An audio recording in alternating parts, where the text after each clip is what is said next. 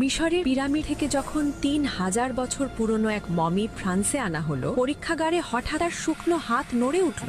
ভয়ে বিজ্ঞানীরা দৌড়ে বেরিয়ে গেল ল্যাব থেকে। পরে লাশটি পরীক্ষা করতে এলেন বিখ্যাত ফরাসি সার্জন ডাক্তার মরিস বুকাইলি। তিনি অবাক হয়ে দেখলেন ১০০০ বছর পরেও দেহের গায়ে লবণের কণা লেগে আছে। কিন্তু মরুভূমির দেশের এই মমির গায়ে এত লবণ এলো কোথা থেকে? গবেষণায় তিনি প্রমাণ করলেন এই মানুষটি সাগরের পানিতে ডুবে মারা গিয়েছিল, তারপর তাকে মমি করা হয়েছে। ঠিক তখনই এক মুসলিম বিজ্ঞানী তাকে কুরআন খুলে সূরা ইউনুসের ৯২ নম্বর আয়াত দেখালেন, যেখানে আল্লাহ বলেন, আজ আমি তোমার দেহকে রক্ষা করব, যাতে তুমি পরবর্তী প্রজন্মের জন্য নিদর্শন হয়ে থাকো। ফেরাউনের ডুবে মরা আর অক্ষত দেহের এই বর্ণনা দেখে আর কুরআনের আয়াত পড়ে ডাক্তার বুকাইলি হতবাক হয়ে যান এবং সত্যের কাছে নতি স্বীকার করে ইসলাম গ্রহণ করেন। কুরআন কোনো বিজ্ঞান বই নয়, কিন্তু আজ বিজ্ঞান যা একের পর এক আবিষ্কার করছে, কুরআন তা ইঙ্গিত করে দিয়েছে বহু আগে। কুরআনের